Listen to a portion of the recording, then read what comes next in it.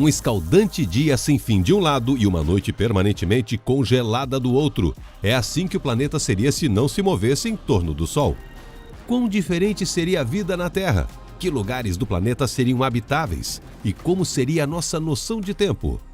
Este é, em si, isso é o que aconteceria se a Terra estivesse sempre de frente para o Sol. A Terra faz uma rotação completa em seu eixo a cada 24 horas. E a cada 365 dias completamos nossa órbita em torno do Sol. Isso é o que nos dá amanheceres, entardeceres e mudanças de estação.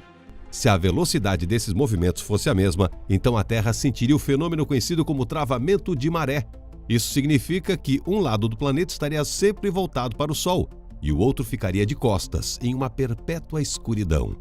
É por causa do travamento de maré que só vemos um lado da Lua. Então aproveite a variação das visões enquanto pode. Dependendo do lado do planeta que você vive, pode ser que nunca mais veja a Lua ou as estrelas. Com um lado voltado para o Sol e o outro para a escuridão do espaço, o meio do caminho é onde você terá mais chances de sobrevivência. Bem-vindo à zona do crepúsculo.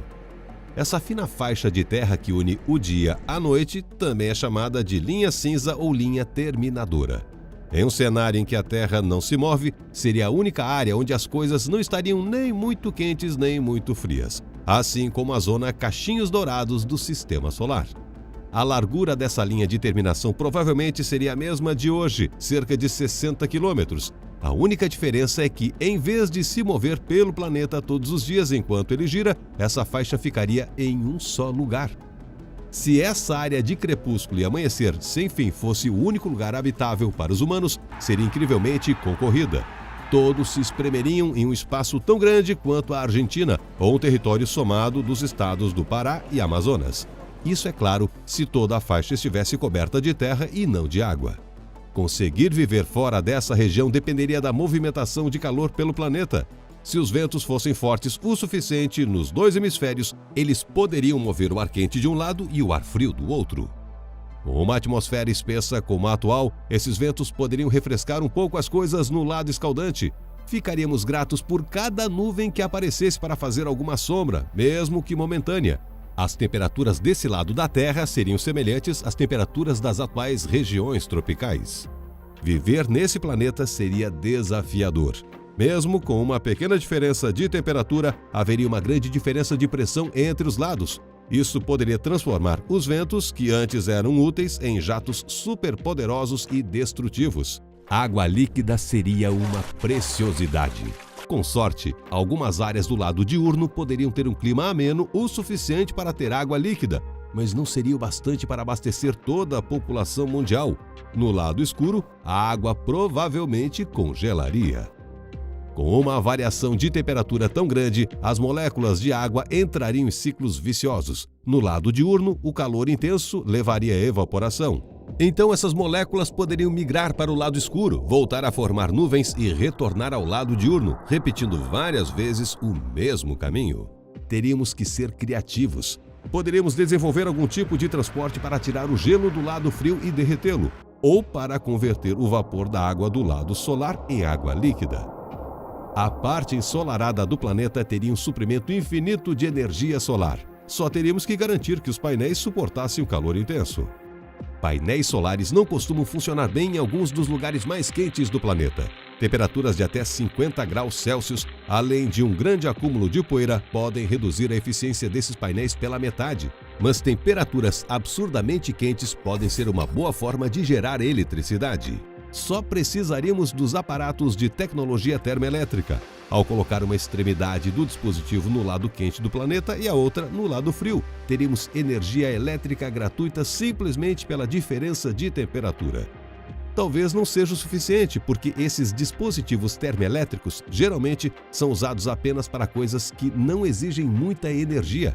Mesmo assim, você poderia carregar suas baterias e manter seu frigobar geladinho. Não seria fácil descobrir como e onde viver fora da zona de crepúsculo. No lado quente, até as pedras poderiam derreter e não conseguiríamos construir uma casa em um oceano permanente de magma. E a vida na superfície do lado frio seria quase impossível. Em vez disso, poderíamos viver no subsolo. Pelo menos lá teríamos o calor do aquecimento geotérmico. Mais perto da zona do crepúsculo, daria para sobreviver em casas isoladas. Você só precisaria ligar o ar-condicionado, o radiador elétrico ou o forno geotérmico. Também poderíamos tomar medidas drásticas como bloquear o sol. E não me refiro a fazer uma sombra gigante. A ideia aqui é aprender com o que aconteceu na erupção vulcânica de 1991 do Monte Pinatubo, nas Filipinas. Ela liberou tanto dióxido de enxofre na estratosfera que esfriou todo o planeta em meio grau Celsius. Essa poderia ser uma solução útil para o aquecimento global, mas não seria o bastante para esfriar todo o lado quente do planeta. Também precisaríamos encontrar alguma maneira de criar condições para a sobrevivência da flora. Se não congelassem primeiro, as plantas não seriam capazes de realizar a fotossíntese no lado escuro da Terra. No lado iluminado, a maioria das plantas seria cozida em poucas horas. Precisaríamos alimentá-las com luz solar artificial.